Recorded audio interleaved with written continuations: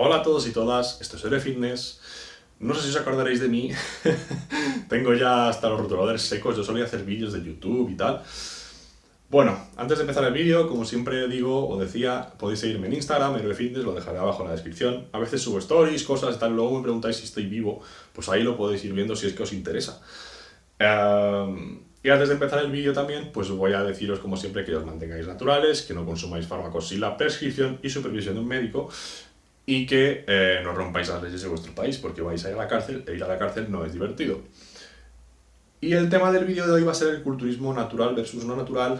Vamos a ver un poco cuáles son los argumentos de un lado y del otro, ¿no? Cuál es más fácil, si hay atajos y tal. Y claro, cuando hablamos de este tema es como que no lo enfocamos de la forma correcta porque hay que poner un contexto, un contexto a nivel de desarrollo de la masa muscular y un contexto a nivel de culturismo, de la definición de culturismo. Es diferente si hablamos del culturismo como competición o hablamos del culturismo como disciplina deportiva del desarrollo de la masa muscular. Entonces, antes de poder hablar de estos argumentos a favor e en contra, ¿no? Tenemos que establecer qué es el culturismo, qué es el culturismo natural y qué niveles se pueden conseguir de una forma y de otra, ¿no? Porque claro, si vamos a hablar de atajos, de facilidad, etc., antes de todo tenemos que saber de qué estamos hablando. El culturismo natural básicamente se trata de darle un estímulo al cuerpo y darle una nutrición para que se recupere de ese estímulo, ¿no? El estímulo es el entrenamiento y a partir de ahí todo escapa a nuestro control. El resto se encarga la genética, el descanso y nuestro cuerpo va a su ritmo, ¿no? Es muy importante destacar esto porque luego con el uso de fármacos esto se puede alterar o no. Y el culturismo natural pues es lo que es. No por entrenar más o comer más, ganas más, obtienes mejores resultados. Es importante tener en cuenta esto. Entonces, ¿cuáles son los niveles de desarrollo físico que se pueden conseguir de una forma? Y aquí vamos a ver el tema del mérito, del esfuerzo y si la química puede ser un atajo o no. Entonces, claro, he dividido los niveles de desarrollo físico en 5. El primero sería el típico físico que se puede conseguir 3, 4, 5 años en el gimnasio de forma constante, con una dieta correcta y un entrenamiento correcto. Esto sería después de haber hecho 2 o 3 fases de volumen, 2 o 3 fases de definición. Ese físico estaría a medio camino hasta el límite natural, ¿no? Un poquito más, porque durante los primeros años es verdad que se gana la mayoría de lo que vamos a ganar en nuestra trayectoria como culturistas naturales. El siguiente nivel sería el nivel del culturista natural de élite, máximo desarrollo muscular natural. Esto se consigue más o menos igual, es decir, con un entrenamiento correcto, una nutrición adecuada a los objetivos según el momento y muchos años de entrenamiento, es decir, hablamos de una década, de 15 años, algo así, ¿no? Es verdad que siempre se puede seguir mejorando, pero el grueso de las ganancias de masa muscular se gana en los primeros 5 y los siguientes 5 hasta los 10 años. A partir de ahí ya es todo tan lento que prácticamente es inexistente, ¿de acuerdo? Entonces, claro, de forma natural tú puedes llegar hasta aquí. Y para llegar hasta aquí de forma natural necesitas un esfuerzo X. Si utilizas fármacos para llegar aquí o utilizas fármacos para llegar aquí, lógicamente el camino es mucho más rápido y es mucho más fácil y podemos hablar de que son atajos. Los fármacos son un atajo para llegar a esos niveles. ¿Qué ocurre? Que hay una barrera a partir de la cual de forma natural no puedes llegar. Entonces, ya no podemos hablar de atajos o de camino fácil o de camino rápido, porque simplemente sin los fármacos no se llega a esos niveles. Entonces, como he dicho, con fármacos hasta aquí y hasta aquí, el nivel de esfuerzo es mucho menor que hacerlo de forma natural. Pero a partir de aquí, el nivel tiene que ser el mismo que el de un culturista natural serio. Simplemente se añaden hormonas y esa adición de esas hormonas altera los resultados positivamente, los multiplica. Entonces hay otros 3 niveles por encima que podrían ser 7, podrían ser más, me da igual.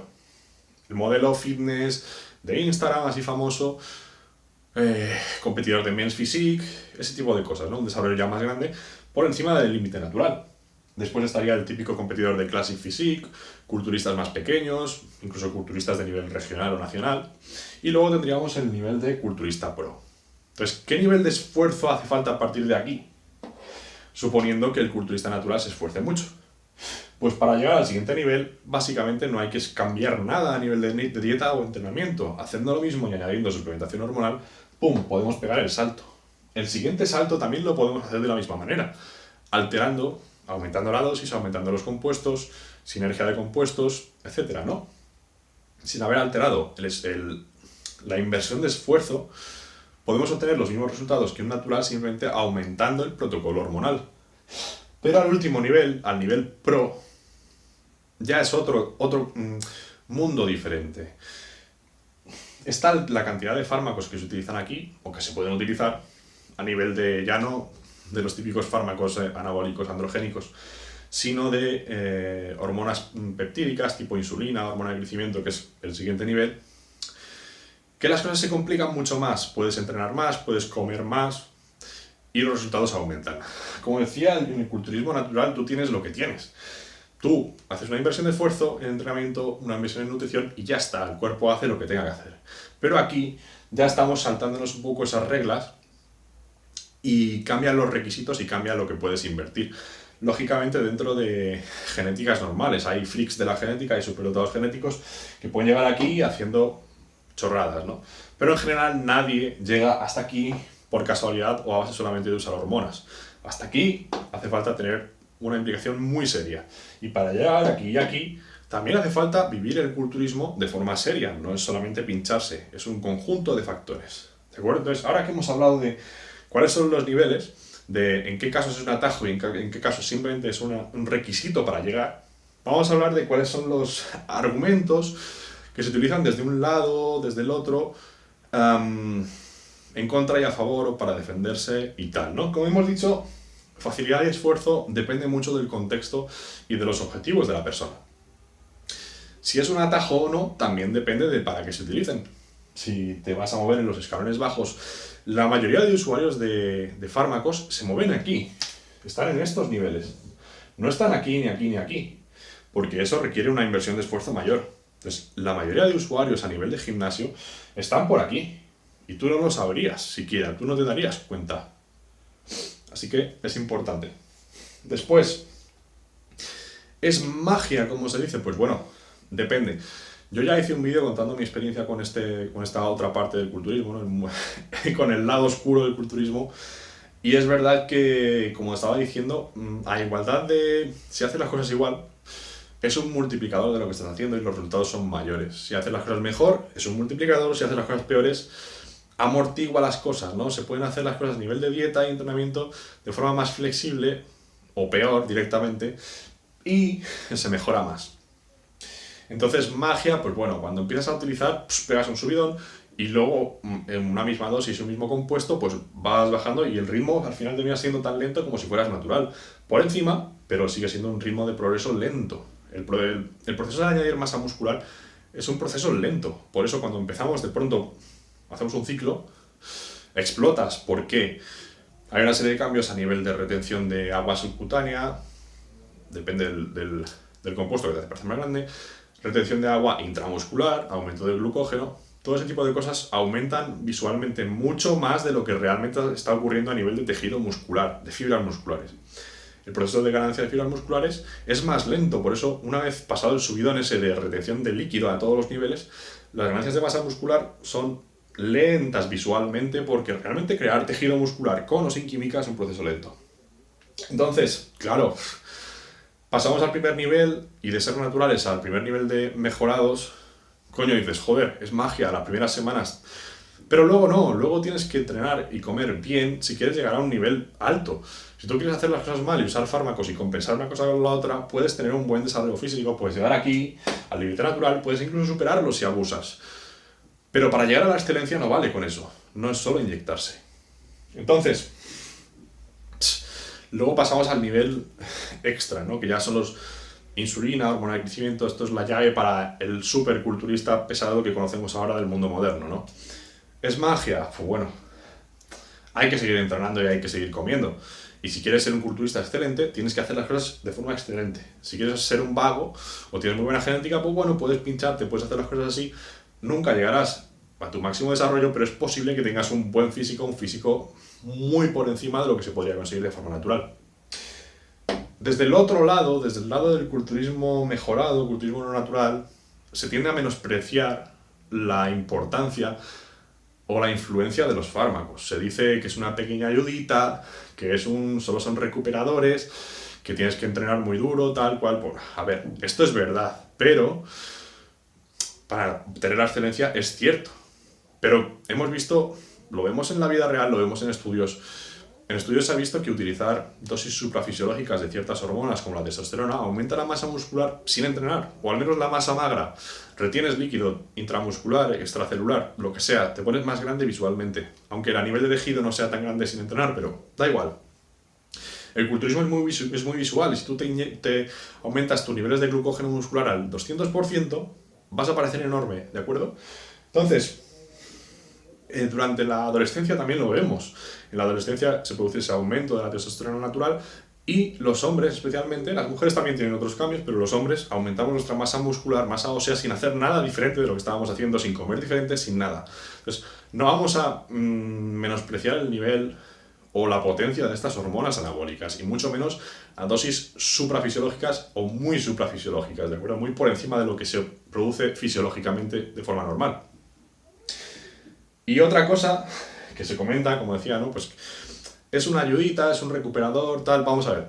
Si la diferencia entre un culturista profesional que usa sustancias y un culturista profesional que no usa son 20 o 30 kilos de masa magra sobre el escenario, no podemos hablar de que sea una pequeña ayudita, que tal, que cual, que lo importante es el entrenamiento y la nutrición. Es una llave que cambia totalmente el juego y te lleva a otra dimensión. Es una condición sin la cual no existe el culturismo moderno o el culturismo como lo conocemos, ¿no? Entonces es absurdo que hablemos de pequeña ayudita, que menospreciemos tanto su ayuda. Si fuera solo una pequeña ayuda, la diferencia entre un culturista natural y no natural serían 5 kilos. O, si solo fuese una pequeña ayudita, con 40 años de entrenamiento natural podrías llegar a lo mismo. Con mucho esfuerzo, mucha disciplina, muchos años. Pero no es el caso. Estamos hablando de una diferencia abismal entre una cosa y la otra, 20 o 30 kilos. No es una pequeña ayudita. Es verdad que hay que hacer las cosas bien, pero es mucho más que una pequeña ayudita, ¿vale? No vamos a ser tontos. Dosis, compuestos, todo depende mucho de esto. No es lo mismo el típico ciclito básico que hablar de los protocolos que utiliza ya un culturista profesional. Pero bueno, sería otro debate, ¿no? Entonces, en tema de entrenamiento, ¿quién entrena más? ¿Quién tiene que entrenar más duro? ¿Quién se le ocurra más? Pues bueno, como decía, el culturista amateur, no amateur sino natural, pues puede hacer X y ya está, a partir de ahí no mejora más. Y el culturista que usa sustancias puede hacer más o puede no hacerlo. Si entrena igual que un natural, obtiene mejores resultados. Pero ¿qué pasa? Que tradicionalmente en el culturismo no natural ha sido predominante la cultura del no pain, no gain, del esfuerzo, tal y cual, ¿no? Entonces es como que, no, si usas química tienes que entrenar mucho más duro, los culturistas que usan química entrenan mucho más duro, comen más duro, hacen todo más duro, ¿no? Los cursos más duros, todo mucho más duro. Vamos a ver, una cosa es que se puede hacer y otra cosa es que sea un requisito imprescindible. Y otra cosa es confundirnos la capacidad de recuperación muscular con la capacidad de recuperación de otros tejidos del cuerpo. Es decir, no porque puedas recuperarte más y puedas entrenar más, por ejemplo, si utilizas ciertas hormonas, significa que tus tejidos conectivo, tejido tendinoso se puedan recuperar. Es decir, que tu anabolismo a nivel del sistema muscular es mucho mayor, pero otro tipo de estructuras no se recuperan igual.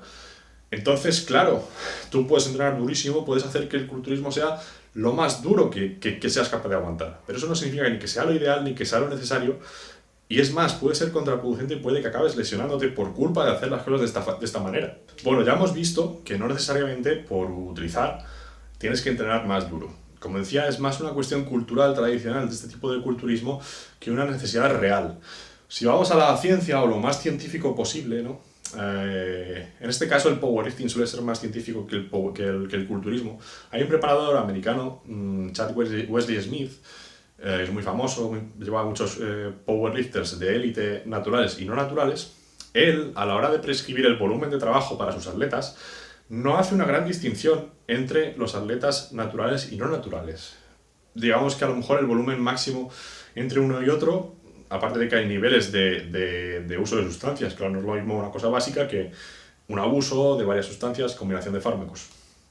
A lo mejor el volumen es un 20 o 30% mayor. No es un 100% mayor. No hay que entrenar el doble o el triple que un natural. Esto es una tontería. Como decía antes, al final básicamente eso lo que va a hacer es acortar nuestra carrera. Si tú puedes conseguir lo mismo entrenando una cosa normal, no hace falta que te revientes solo por reventarte. Porque van a venir las lesiones, ya sean de forma por sobreuso y tal, como las tendinitis, las típicas tendinitis o tendinosis después, o ya sea de forma traumática, porque superas el umbral de carga de un tejido y ¡plas! Se rompe un tendón o un músculo. Y eso sí que arruina una carrera. A lo mejor ibas a llegar un 20% antes por entrenar mucho más, pero ahora, gracias a la lesión, pierdes un 50% del tiempo. Entonces, no tiene sentido siempre entrenar más o entrenar más duro o tal. Y por supuesto, pues como decía, pues el atleta natural pues entrena lo que tiene que entrenar y no por hacer más mejora más, ¿de acuerdo? Luego está el nivel de ya super suplementos, protocolos de profesional, que bueno, oye, pues ahí puedes entrenar más, pues sí, pero estamos en las mismas, ¿no? A lo mejor podrías tolerar muscularmente el doble de volumen, pero a nivel de estructuras no lo puedes tolerar. Entonces, no merece la pena, ¿vale? Y a nivel de dieta, aquí hay diferentes matices porque podemos separar también entre definición y volumen. La definición es más corta de hablar porque, claro, un atleta natural o no natural, los dos tienen que pasar hambre para llegar a un porcentaje de graso extremo. Si hablamos de pérdida de grasa a nivel de casa, ¿no? A nivel de ir a la piscina, ir a la playa, a nivel de... Pues siendo no natural es mucho más sencillo. Lo lógico es que en volumen estés más magro y muchas de estas sustancias ayudan o a perder más grasa proporcionalmente a la cantidad de masa muscular perdida o incluso acelerar la pérdida de grasa según qué suplementos o reducen el hambre. Por tanto, se pasa peor, o sea, se pasa menos mal si eres no natural. Pero para llegar a un punto de competición, aquí no hay más cojones. O sea, sufre uno y sufre el otro igual, porque a partir de cierto nivel de grasa, las señalizaciones de hambre y de locura del cerebro pues se disparan y da igual lo que hagas. Entonces, a nivel de definición extrema de competición, los dos lo van a pasar igual de mal. Es verdad que el que use a lo mejor se puede permitir comer más calorías o algo así, pero una vez que tienes cierto nivel de grasa da igual la masa magra que tengas porque la sensación de hambre, de cansancio, etcétera, son iguales. Puedes parchear con todos los fármacos que quieras, pero al final acabas jodido de una forma o de la otra. Y el volumen pues depende de cómo se haga, porque claro, como decía antes, el natural tiene que aportar una serie de nutrientes al cuerpo y ya está. El cuerpo hace lo suyo. El natural puede repartir la toma de comidas idealmente en 3 o 4 o 5 y la cantidad de proteína no es muy alta y la cantidad de calorías en volumen tampoco es muy alta para la mayoría. Ya sé que hay excepciones de gente de 60 kilos que necesita 5.000 kilocalorías, pero no es lo normal. Entonces, si eres natural, es mucho más sencillo hacer un volumen. Tu vida no tiene que girar en torno a eso. Si eres un atleta mejorado, a niveles modestos, a estos niveles, puedes comer igual que un natural, proporcionalmente más para tu peso, un poco más de proteína, quizá lo puedes aprovechar, pero puedes hacer tus 3 o 4 comidas al día.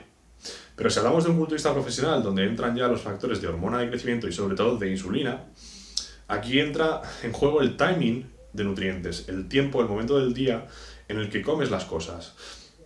Tienen muchas más calorías que comer a lo largo del día porque pesan mucho más, tienen un metabolismo más rápido, tienen que comer muchos hidratos de carbono y bastante más proteína porque la pueden aprovechar. A lo mejor hablamos de 4 gramos o 5 gramos por kilo de peso corporal. Igual no hace falta tanto, pero es lo que se hace habitualmente, ¿no? Entonces, no hay comparación de cómo de duro es una cosa y la otra. Estamos hablando de que seguramente el día a día del culturista profesional no natural gira en torno a la alimentación y al timing o al momento de tomar ciertas sustancias, ciertas hormonas.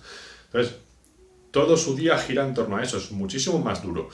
Muchas más comidas, mucha más cantidad de comida. Puede sonar divertido comer un día 5.000 o 6.000 kilocalorías, pero si son 6.000 kilocalorías limpias, con bastante proteína, y estamos hablando de muchos meses durante el año, o un año incluso, pues eso deja de ser divertido y se convierte en un trabajo de por sí.